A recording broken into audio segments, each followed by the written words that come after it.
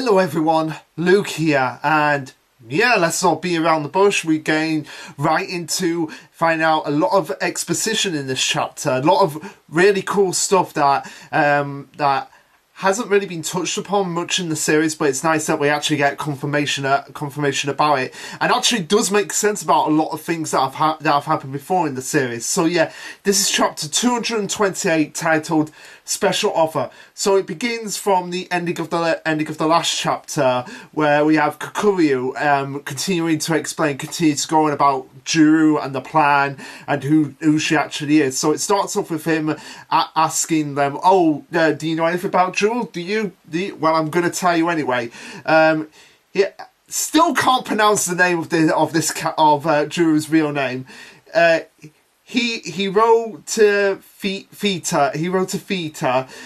So she was burned at the stake during the witch hunt. All the stuff that we actually do know about. But she was actually successfully brought back to life once already, and that was in the year 1853. The same year Perry's black ships arrived. So she was. So this explains that he wrote to Fita was reincarnated into the body of a young woman named Juru. So it's kind of interesting that Juru wasn't actually like her original. I mean, we already knew about that, but Juru's real name, I always assume Juru. This is the real name of who Juru really is. But no, it's no, Juru was.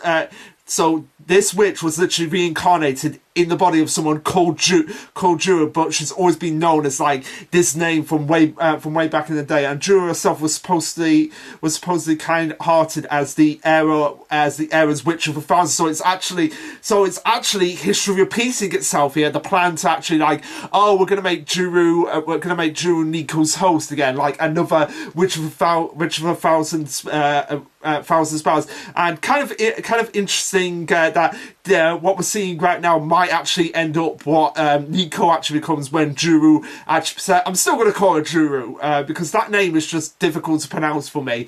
But it is kind of interesting now that Juru was the name of the witch of the thousand that was actually possessed by this witch, and actually the witch itself took on the identity of Juru. So I guess it's going to be kind of the same thing. It's I am Nico, blah blah blah. So they get it by that time. He told Fita's name had become a curse, and the name from her revival during the Bukamatsu period in the late 1800s became more well known, but it's always been the original girl. He wrote to Fista that Shikimi's always intended to be bringing back. So again, really great bit of lore building that we have actually going on here. So no records remain from the one successful recreation. The witches were destroyed all of them. All that's left is the evidence of the incredible power she must be wielding, and it's believed that the three mega quakes that hit back to back during that period were essentially her doing. So the ones he's referring to are the Asi Tokai earthquake, which had a magnitude of 8.4, the Asanan Nanakai earthquake, which had a magnitude of 8.4.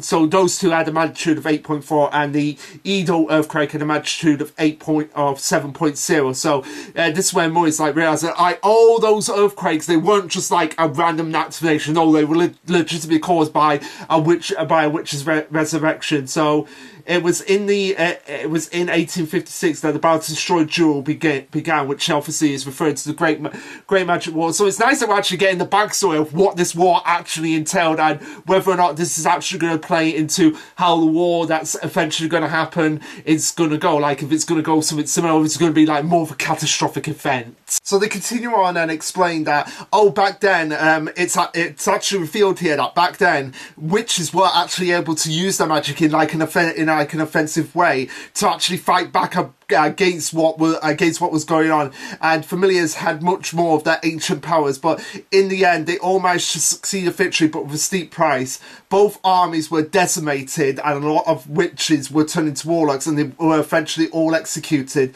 So after this is where the forbidding of offensive magic from witches was created and imprinted all their kinds with alerts, so peace could actually return. So it's quite interesting that that Nico could have potentially been able to use her magic for offences, but because of the catastrophic war and what that entailed and how much that turned witches into warlocks, kind of like forbid them. And I've got a feeling that that's going to be like taken off the table. It's like, no, you have to use your magic to fight in this upcoming war. I think that what the opposite is gonna happen. Like, they're gonna break the chains and just be like, okay, screw it, we need to win this war, whatever the cost. So use your magic for offenses. Like, just this once, use your magic for offenses.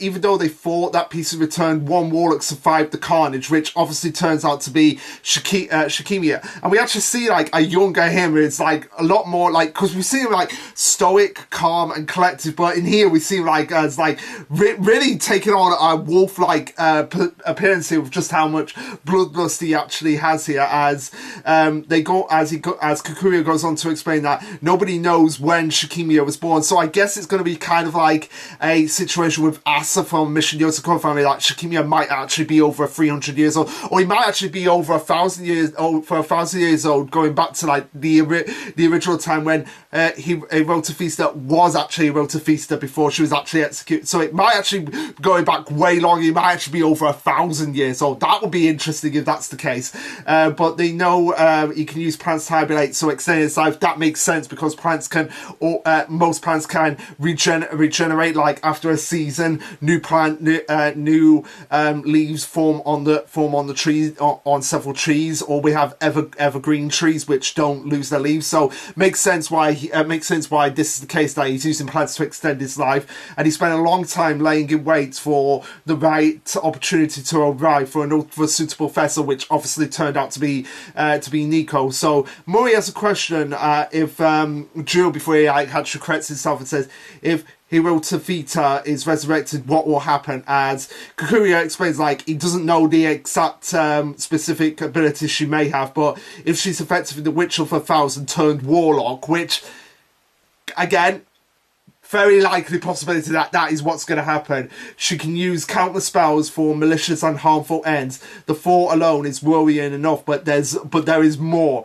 When she awakens, the curse will trigger, and 1 in 30 people will become warlocks. And again, I'm assuming that Kana and Cheko are 2 of the candidates that might actually become warlocks, and probably Alex explains where their powers come from, especially Kana, because it does seem like really weird that she's the only one that's been able to create a Shikigami from paper without it actually being killed off. So would make sense if Kana was one of the 30 that's going to turn into a warlock. I am expecting that. Jekyll as well. So if the resurrection is successful, all hope is lost, and they must stop it. That's the only way. But yeah, come on, building it up, like, we're building up the fact that like Jiro is going to get Hirotafista is going to get resurrected. It's going to take over Nico. Nico's going to be turned into war. That would be like a perfect way to cap off the series, especially considering what's going to happen later in a few minutes in the chapter. So we cut to a while later when they've actually had the meeting, where they're still looking at social media and like the thing's really blown up.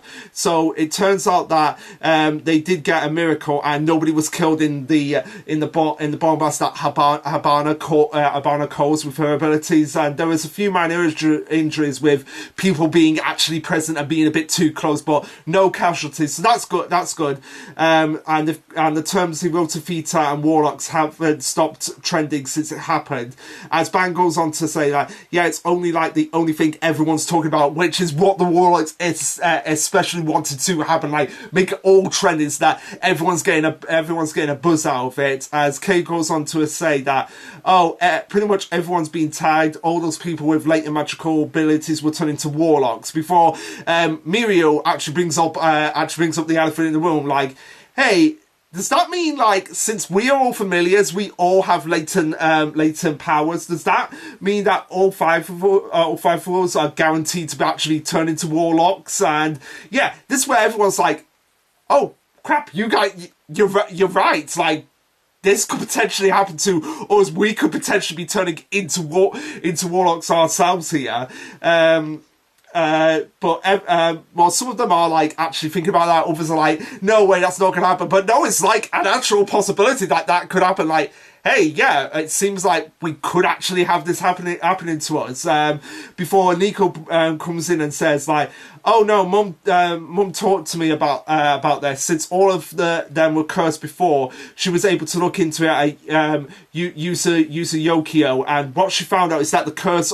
So this is kind of like interesting as well. What's actually going to happen? Like why they're not going to get affected by the curse, but at the same time, this could actually backfire on them, and some of them could actually become warlocks later on, given what's going to happen in this chapter. Like what I said, but yeah, it's very interesting that where it says here the curse only affects people who aren't fully on one side or the other yet. It doesn't work on full witches. So this pretty much confirms that it's not going to happen to Charme or Nemu or Nico. Like the curse isn't going to affect them. So they're all safe. But obviously Nico's not safe because if she gets turned into a warlock, then that's it, game over. So it doesn't affect witches and any familiars they have formal pact with can't be affected either. But like I said, considering the fact that these guys are going to become Nico's like proper official familiars, like what happens when Nico gets taken over? Does that mean that the curse will still affect them because the person that they're connected to has been turned into a warlock? That's a possibility that it could happen. So Nico carries on and keeps explaining that when they found out that, oh, if we form a pact with the witch, then we won't be affected by the curse. All their parents, so the parents of Mori, Keigo, Mori Khan, and basically all of them are like, okay, so all we have to do is form a pact with Ibuki, Nico's mom, and then we'll all be safe from the curse. So that's what they actually did, and basically Mori's dad is now Ibuki's familiar. So even though it was temporary, the pact could be dissolved at any time. So technically, Nico's bringing up the fact that, yeah, you guys haven't actually properly formed a pact with me. Like, we haven't gone through the whole ritual. You've just said, yeah, I'll be your familiars as just a focal promising thing. So the only real familiar that Nico has actually had all this time has been Ban.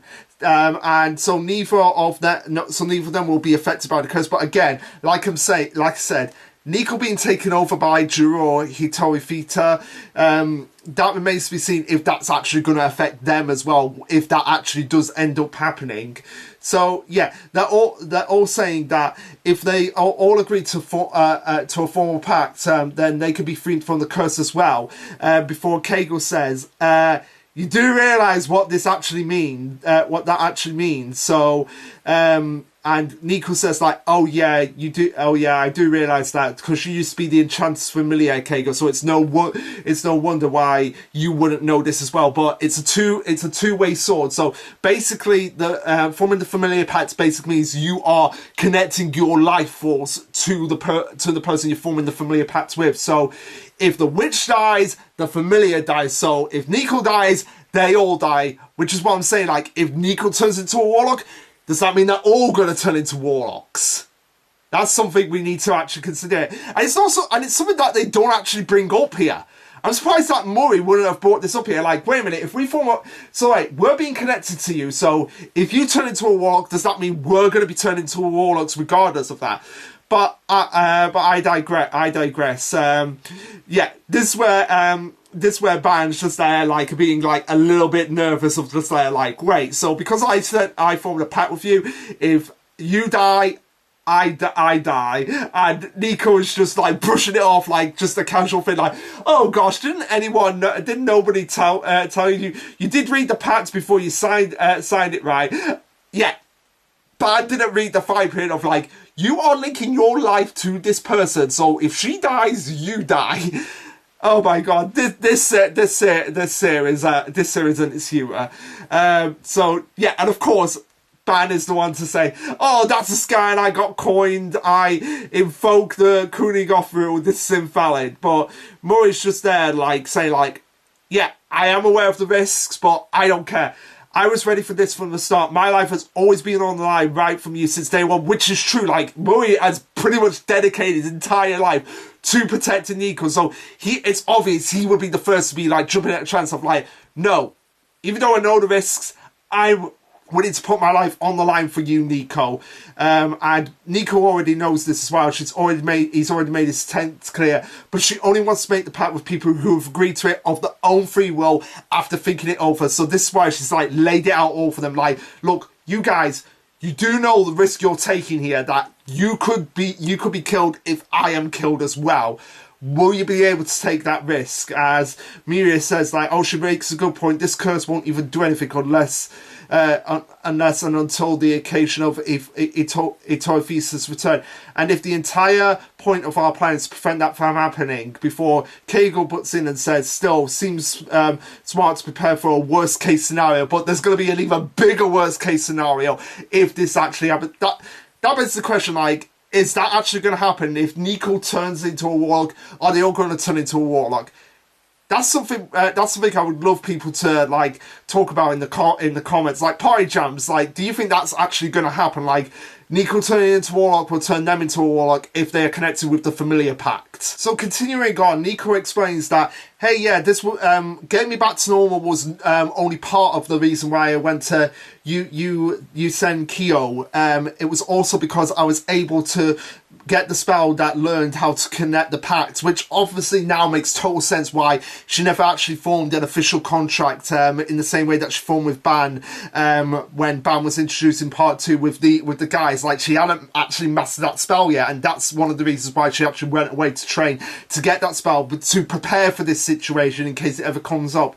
So if they sign up now, and they'll receive a special signing bonus along with all the other features of the pact. So yeah, Nico is trying to sound like a saleswoman here. So she's just so they're just like, just cut the crap, Nico. Tell us what it all is all about already. So as we cut to outside with them in an open space, she says, "Oh, since you're here, that means you're okay with it, right?" As the first one to speak up is Keigo, who says he joined with them to help repay them for healing his mom, but he doesn't feel like he's paid them back enough, so he's offering his life at his own free will, which is very, gotta give him a commendation here. Like, all these guys are very loyal to Nico. Like, they are literally showing like just how much camaraderie, how much brotherhood, sisterhood, familyhood they have for each other. Like, yeah, we know the risks, but we are willing to put ourselves on the line anyway.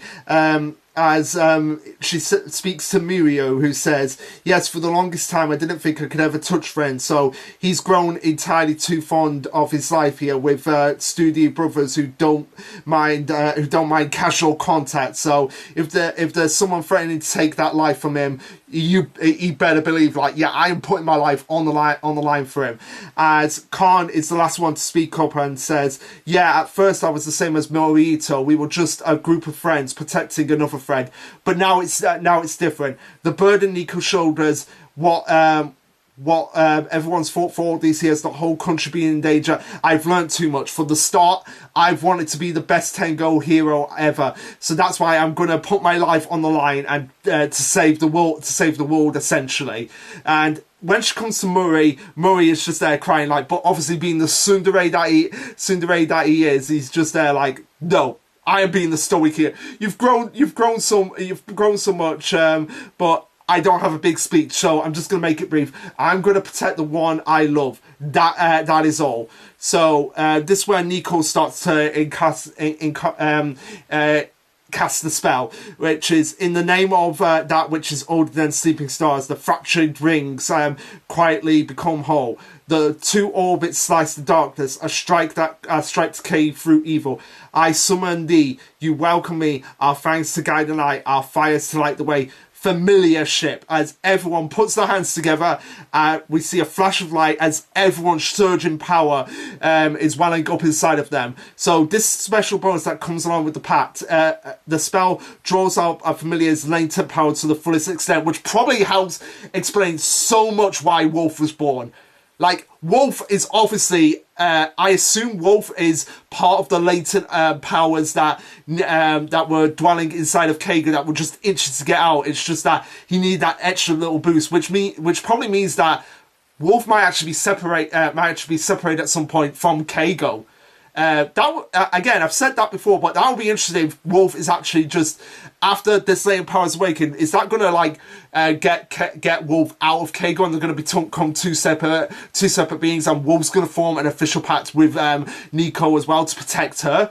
That would be something that would be interesting, but it makes total sense why Kago was so reliant on Wolf and just needing Wolf to be like the brute broad raw power that it could be. But now that this latent power is awakening him, he probably doesn't need that anymore, and Wolf can actually become a separate person that they can actually talk to without actually having Kago to be like, oh, a crescent moon, I'm going to turn into Wolf. So as everyone is getting their powers coming out, like, they're all going on saying, like, the power is the best thing I've ever had. I feel like I could jump off a cliff and land totally unscathed. Before Kago's like, oh, bro, I feel like I've just chugged 108 drinks. I am so in the mood for a brawl right now. Somebody fight me. Again, very reminiscent of Wolf right now. Before Bad's like, okay, guys, you guys are really scary right now from getting this power. And yeah,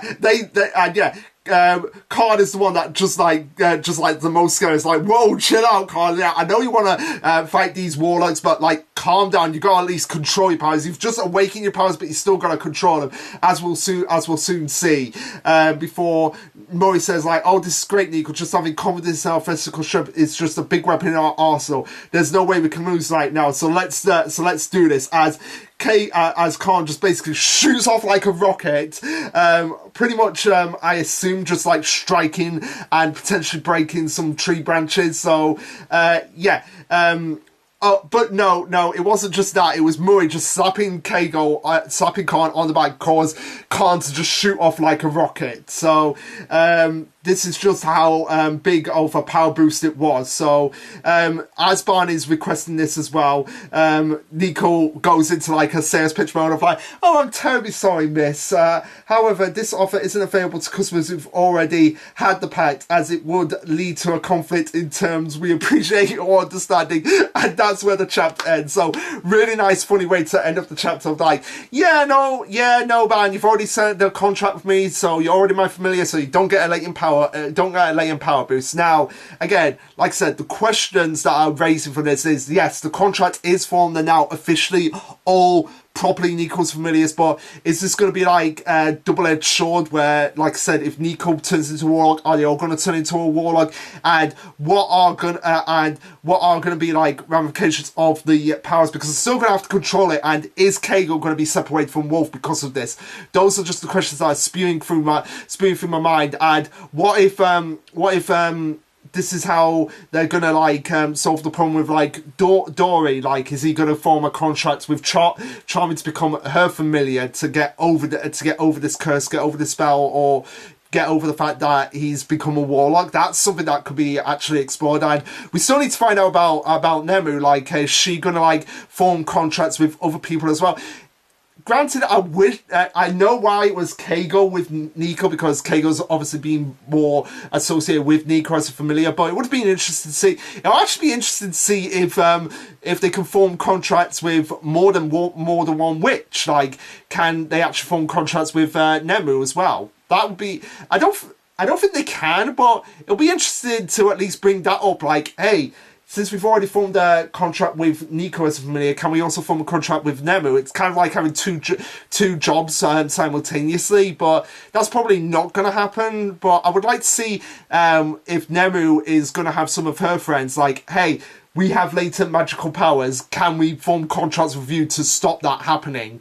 Or, because, we haven't seen Nemu since the beginning of part 3, and since Nico has got back to normal, we haven't really seen her, so it'll be interesting to see how she feels about the whole situation, but that's something we'll just have to wait and see. But anyway, guys, What did you think of this chapter? Let me know, like, subscribe, comment, all that jazz. And this will be Lasherluke signing off. Later, guys.